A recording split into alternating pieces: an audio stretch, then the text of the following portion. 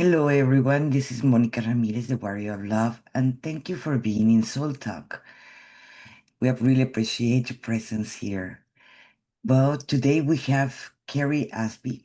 She is a wellness coach and she is also an therapist. She's going to little bit explain us about more what does she do and how she do it, so like that you can probably can apply it in your life. Casey, Gary, thank you so much for being here in my podcast. Tell us a little bit a little bit more about you are and how do you got here. Sure. Well, first of all, thank you so much for having me. It's an honor. I appreciate it. I'm very grateful for this opportunity. And yeah, I am a wellness coach and I specialize in mindfulness and ecotherapy. Mindfulness is a term that a lot of people are very familiar with.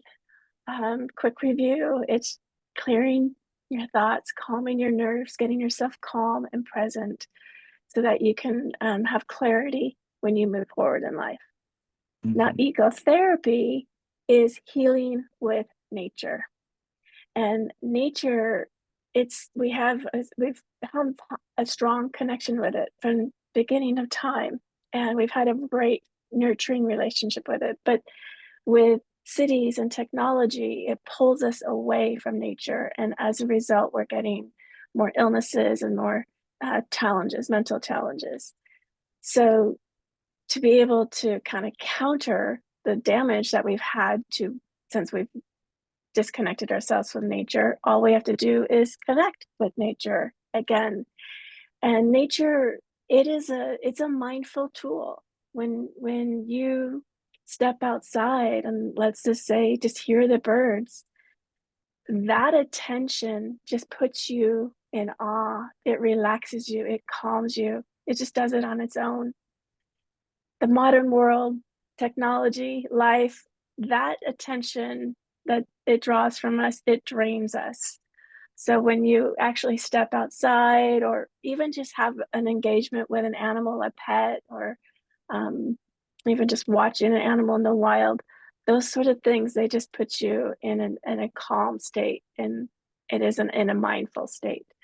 So that's why I love teaching mindfulness outside because it's different layers, different levels of being able to help us get rid of our stress, get rid of our anxiety, get rid of the things that are holding us down and be able to be free from all that.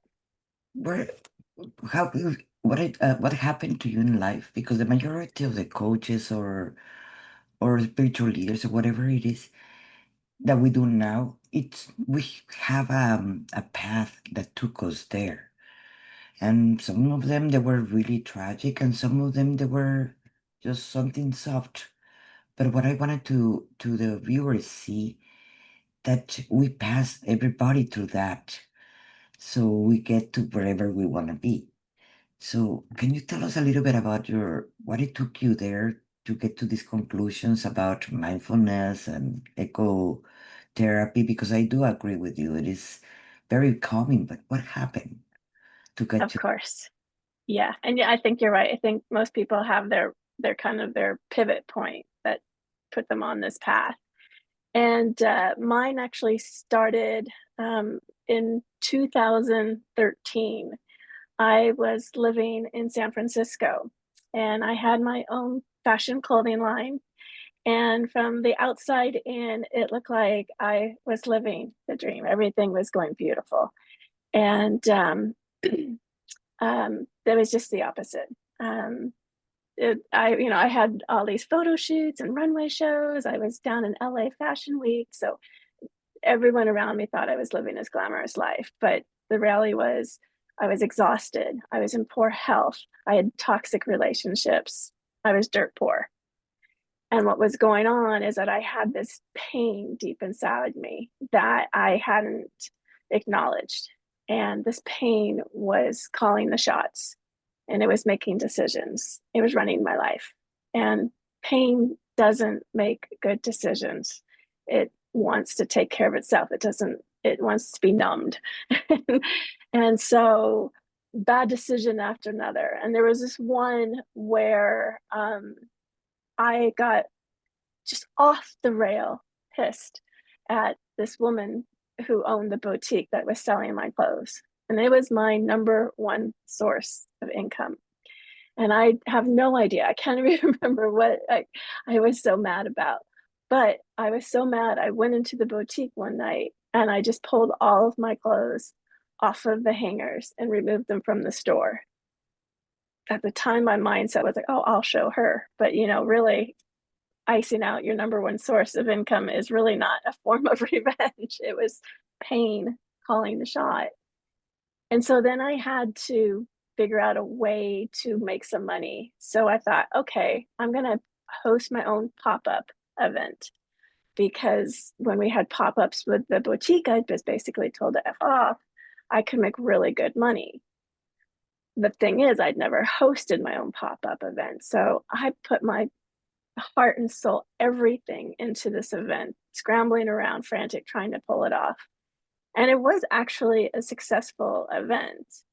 People showed, the models did a great job, DJ played some music, everyone had drinks, everyone looked like they were having a great time.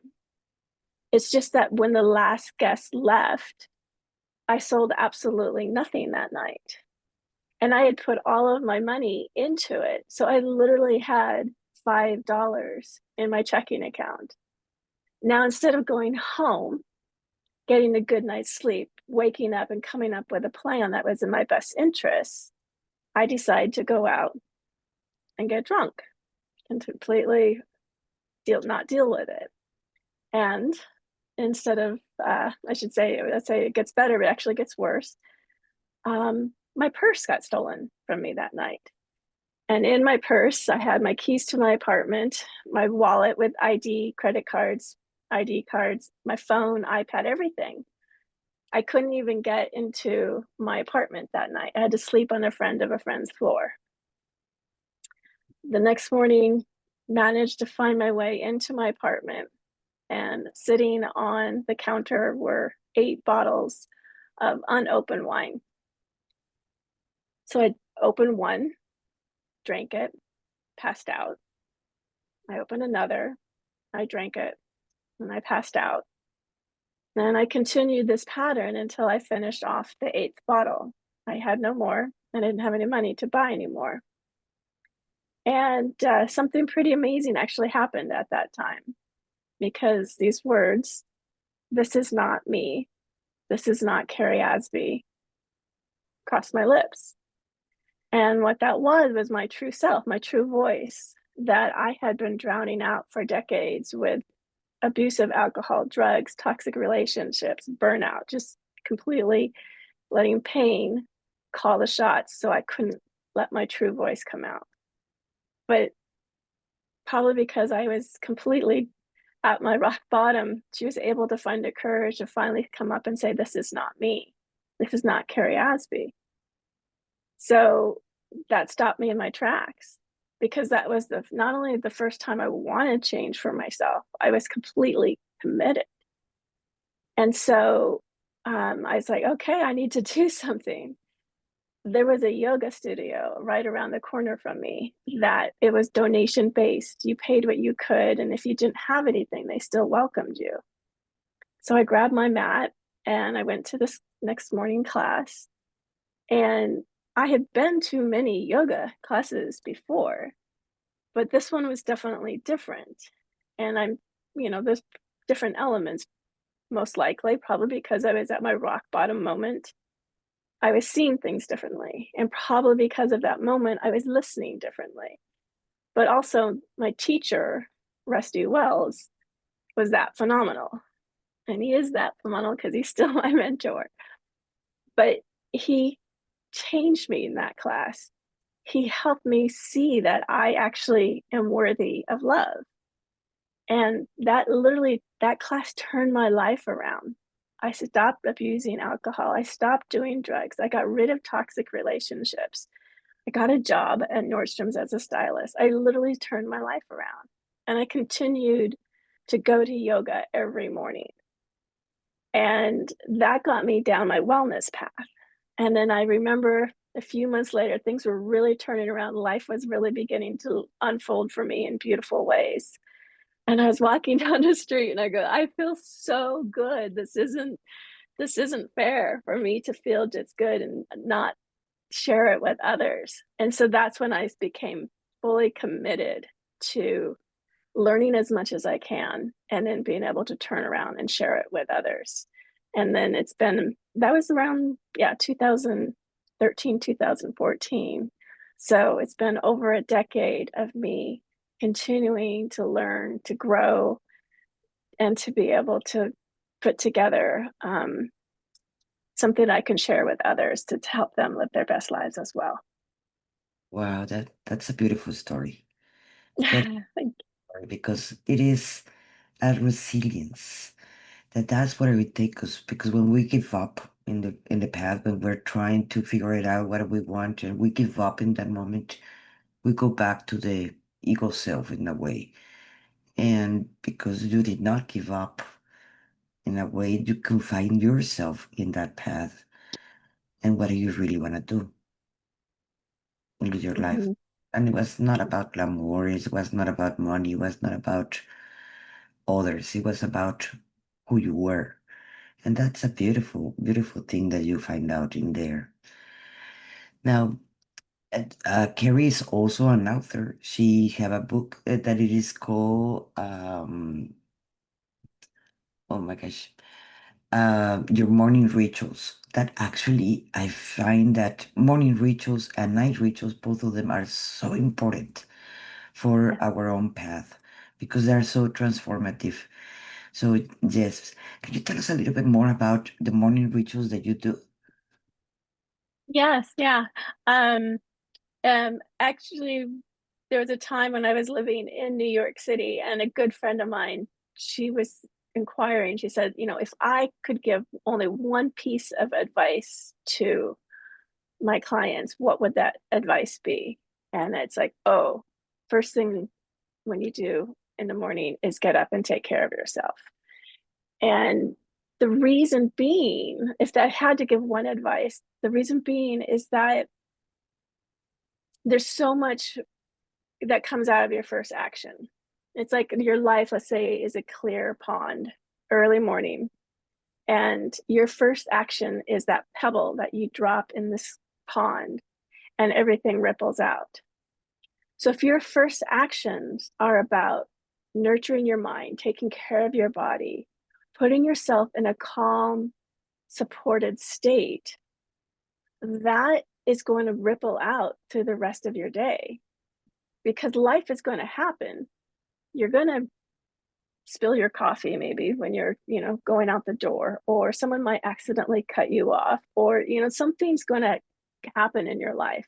But if you're cool and calm and in a good space and those things happen, then you are able to respond because you can just like, let's say someone cuts you off, you will freak out. "Ah," but then you can take a deep breath and say, okay, am I okay? Is everyone okay? You can respond and navigate forward with your best interest. If you're stressed out and full of anxiety or full of worry or full of dread and something happens, you react. And you don't make the best reaction comes from fear, it comes from pain. It doesn't come in your best interest. And so that's why I'm a huge advocate, but get yourself in a good state for early on, first thing in the morning. But also, it's a mindset. You're telling yourself, you're telling the universe, you're telling the world, my needs matter. I'm important. I'm worthy of this. And that also comes out in your actions and the decisions. It ripples out into the rest of the day. And you mentioned that, in there's morning rituals and evening rituals. An evening ritual supports your morning ritual. In order to have a successful ritual in the morning, you're going to need to wake up refreshed. You need to have a good night's sleep. And that starts the night before.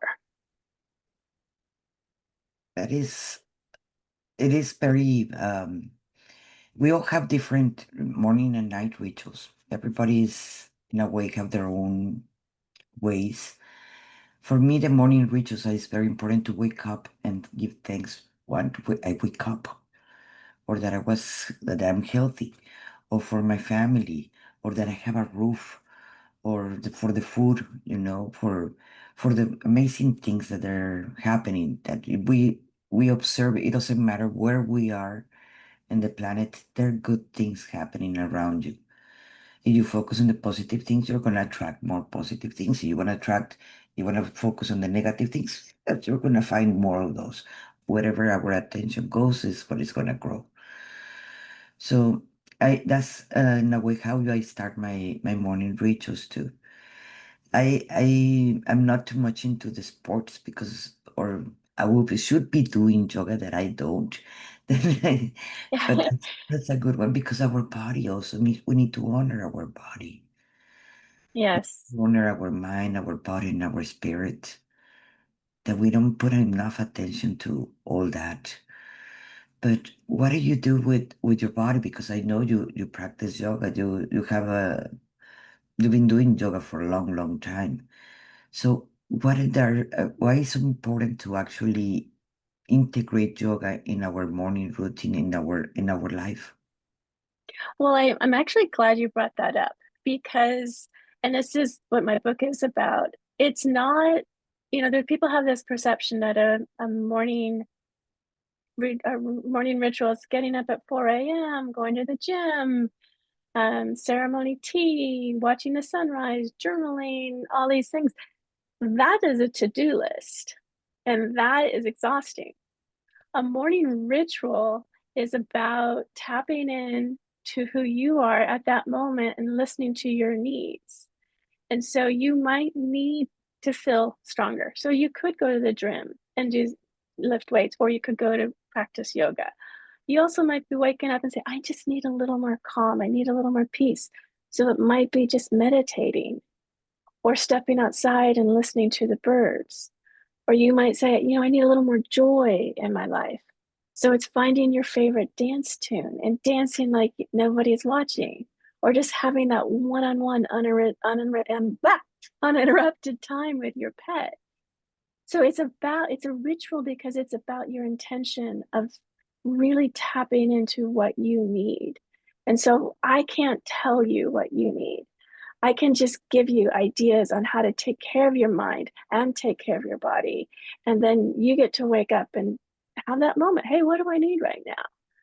But to bring it back to your question about taking care of the body, it is about creating that momentum. It is about not pushing the snooze button, but it's when the alarm goes off to get out of bed with gratitude, with breath. Get that energy moving, get your mind moving, get your body moving forward. Like, this is going to be a great day. You mentioned that, it's like what you think is your reality, and your movement is also that reality. Get out of bed, take on the day. Here we go. Let's move. That's going to keep on propelling for the rest of the day, keeping you moving forward. And Carrie, I also saw that you have I'm reading here, I have your bio here, and your focus also as a coach about the self-love. And that word of self-love, it is being thrown around so much that people already lost the meaning, what it is, real self-love. So please, can you explain us a little bit more? How do you focus the self-love Yes, and what it? yes. And that Yeah, and I agree. It has been tossed around a little bit, and it's been used as an excuse for people to kind of actually not take care of themselves because Mhm. they're saying, "Oh, this is what I need right now," and so then they might not actually take care of themselves.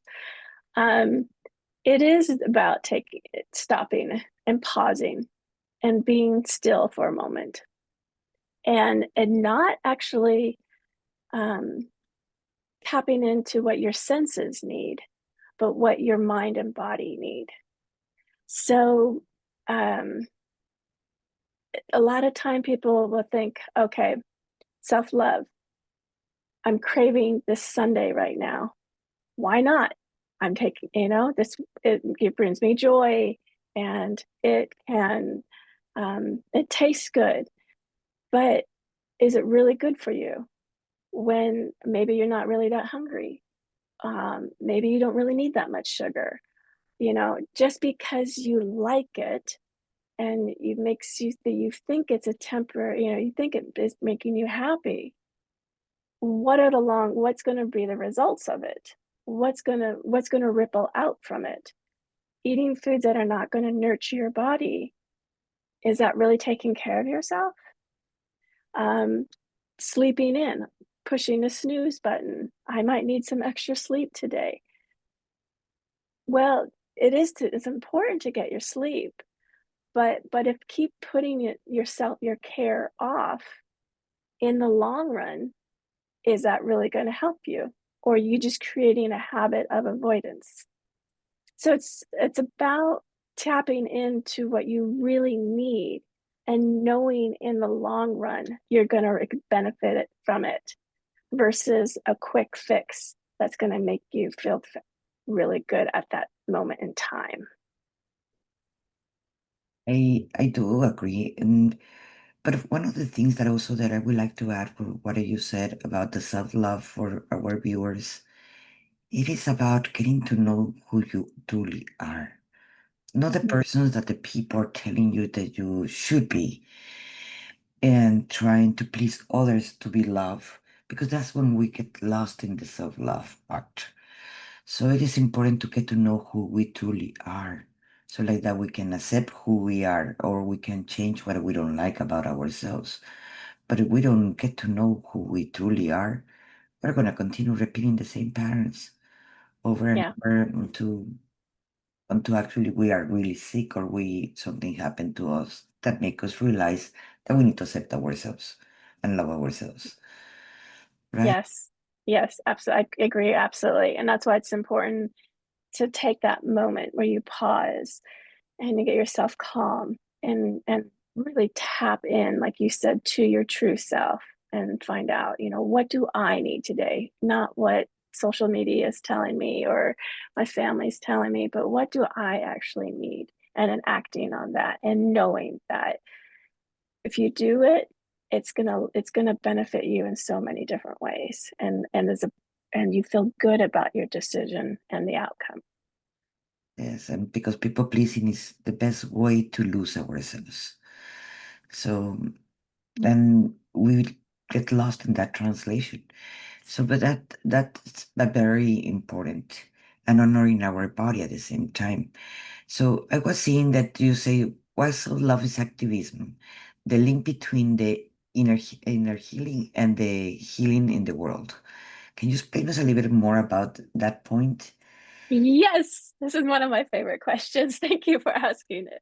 So, the whole point of nurturing your mind, nurturing your body, is that you put yourself in your best state. When you're the opposite of fight and flight is actually rest and digest, just that's the terminology.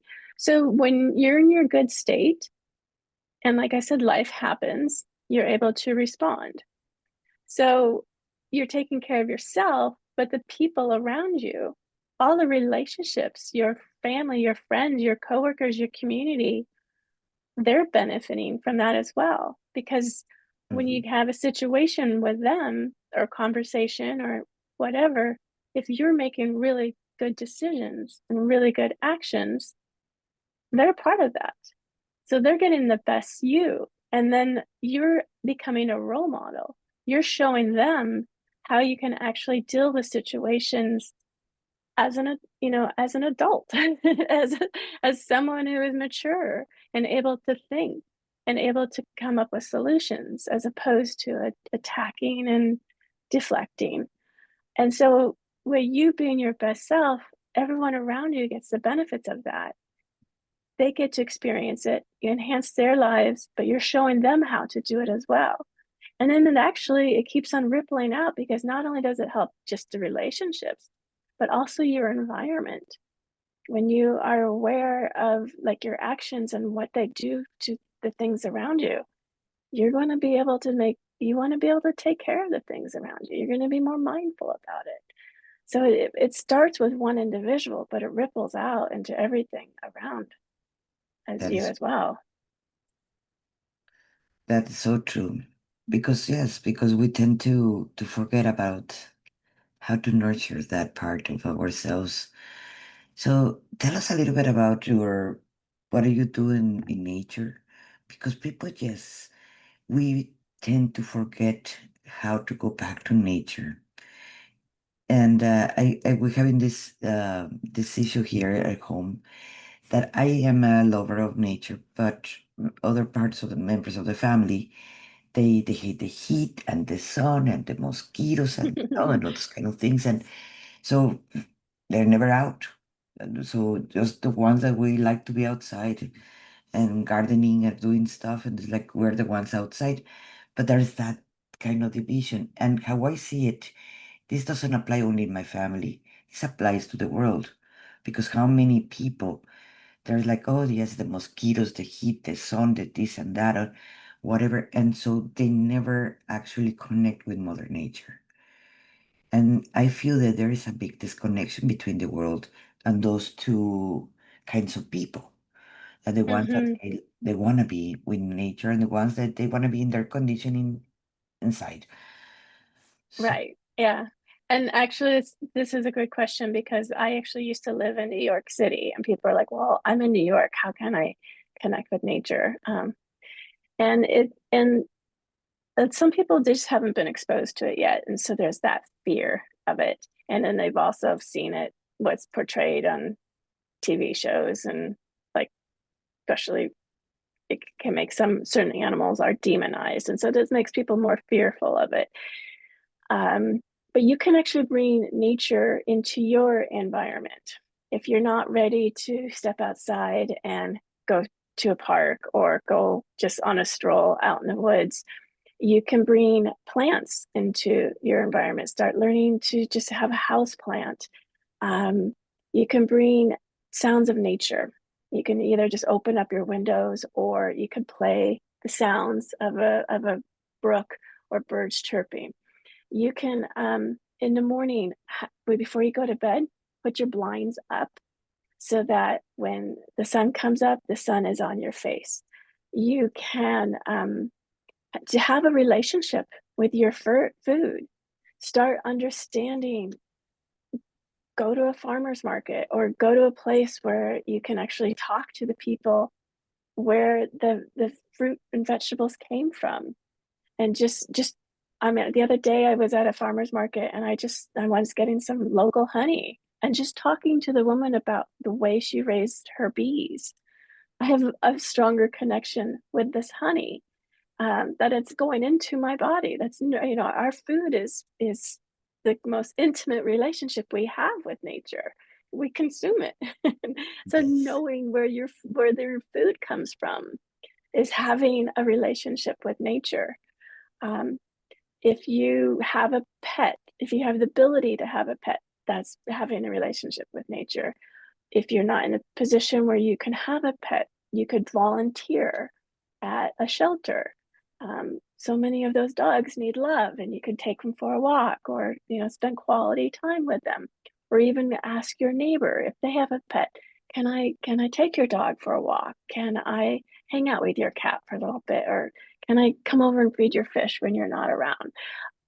There's ways to actually, you can bring nature into your environment, into your surroundings, and you can still have that relationship.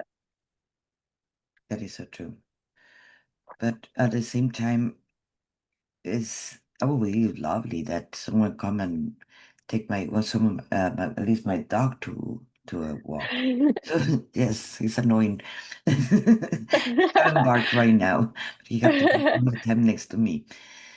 Okay. Hmm.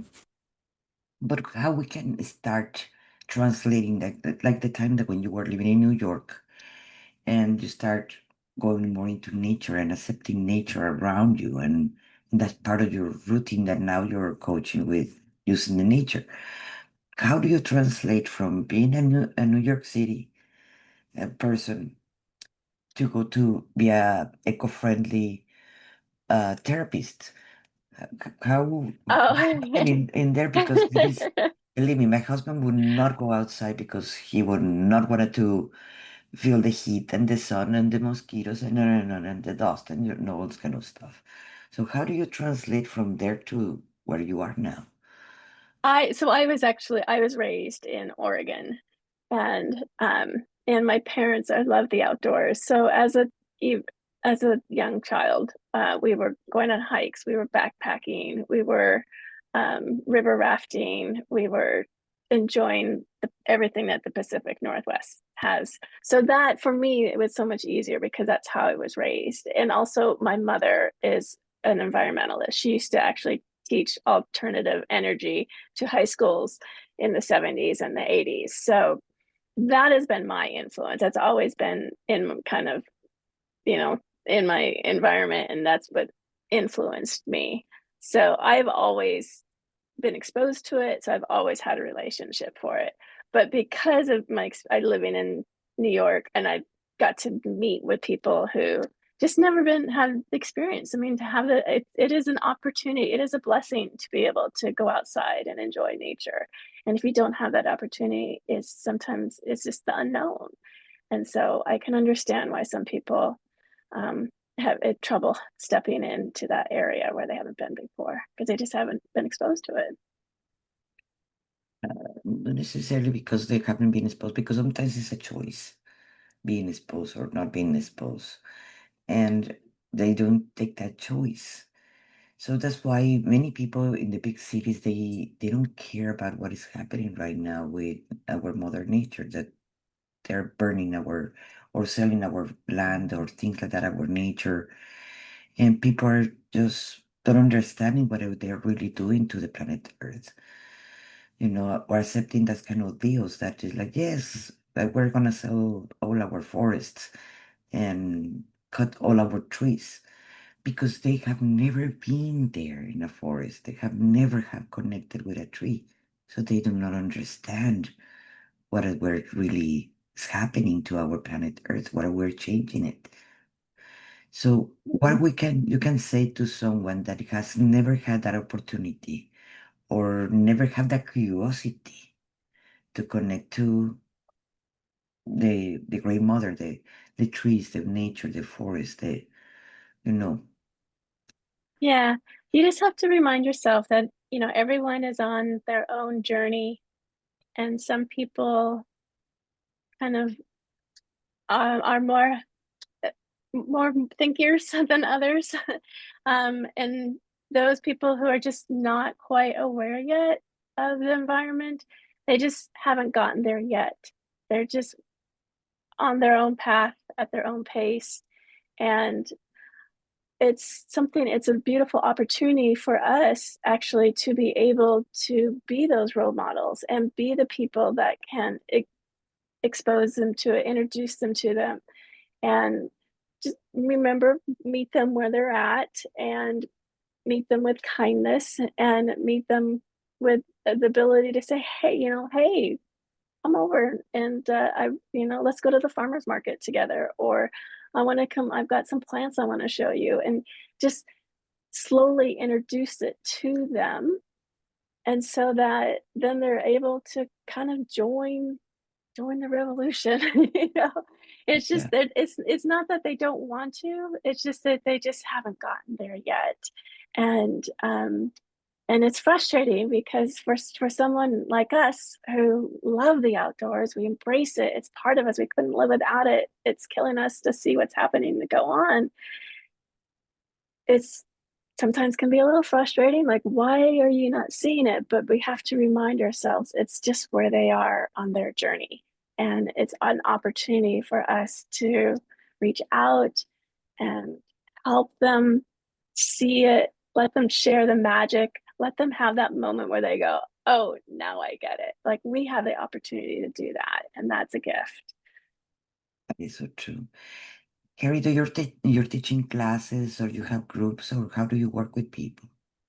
Right now, because I'm living out of my camper trailer, traveling around the United States, and so it's really hard for me to do one-on-one coaching. I have an online course. It's called Step into Self-Love, and it's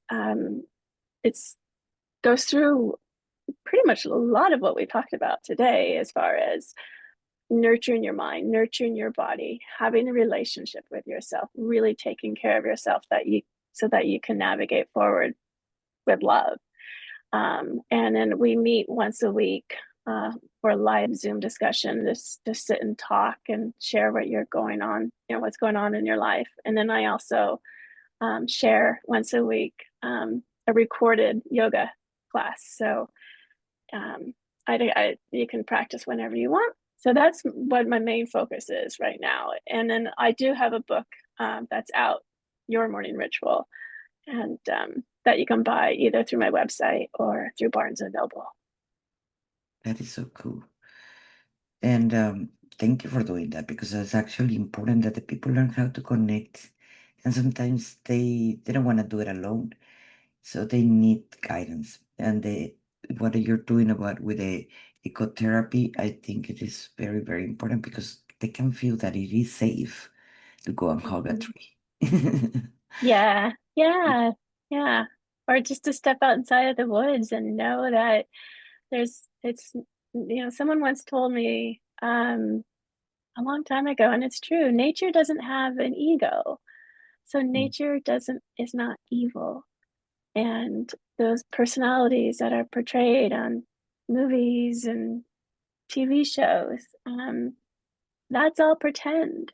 And it does a lot of harm because it creates more of a wedge. But when you realize that nature is not evil, you can have a healthy relationship to it. It's a beautiful shift.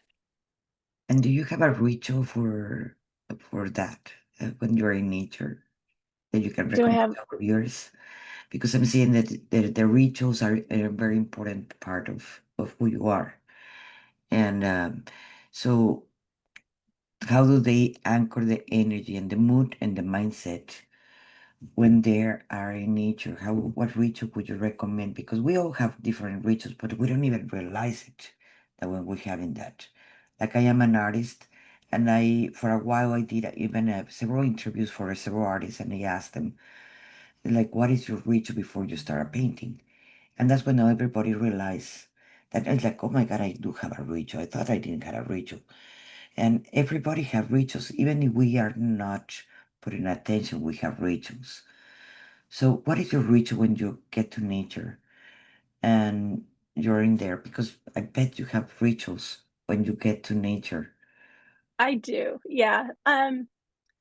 Well, my because I have a dog, my go-to ritual is I get up in the morning and I take him out in the woods and we go for a long walk in the woods and with don't even, no phone or anything. And I just try to be as present as possible. I try to look at all the colors. I try to listen. I try to feel the temperature of the air. And there is a term called forest bathing. And it, in a way, I kind of do a forest bathing. I just am in nature. Now, on times when I'm traveling and I don't have him, um, and let's say all I have is like a window. I can't get, maybe I'm in a hotel and I can't go out into the woods. Then I will open the window and I'll let the breeze come on my face and I just listen. And and if I'm in a city, you're going to hear some noises that are not going to be nature noises, but I don't view them as like, oh, it's a bad sound. It's just a sound that's taking place in this moment. And if you listen long enough, you will be able to hear a bird call, or you will be able to hear the wind. You give yourself some patience, you will be able to hear certain elements of nature. And I use those sounds to keep me in the present moment. Because when you're meditating and your mind starts to go in the past or it starts to go in the future, it's like, whoa, whoa, whoa, okay, I know I'm being human, but we're just going to refocus. We're going to start listening. And we use sound as a way to keep, in the present moment, keep us in a calm state. That's beautiful. It's been my pleasure to have you. You're the first eco therapist that I have encountered. That there should be more actually, but But thank you for doing what you're doing. I think it is very, very important and more in this time to actually connect in there and instead of to the noise that is outside that is very distorting. Thank you so much. Well, thank you for giving me the opportunity to share it because I did not even know what ecotherapy was about 3 years ago. I knew nature was able to heal us. I knew nature was able to help us, but I actually didn't know there was like a terminology and a philosophy and a study towards it until I actually met someone who's like, yeah, there's this thing. So I just learned about it as well. And so for giving me the opportunity to share it, I'm really grateful. So thank you for that. So to all our viewers, if this episode actually help you, or you have know someone that can help them, please share it. Share it with your friends and write us in the comments. What do you think about it? What is your opinion? Have you tried eco-friendly therapy or have you tried different ways of starting your day? What is your ritual? Write it in the comments. I will appreciate that very much. And thank you for being in Soul Talk. My name is Monica Ramirez, the Warrior of Love. And thank you so much. Don't forget to click like and subscribe. Thank you.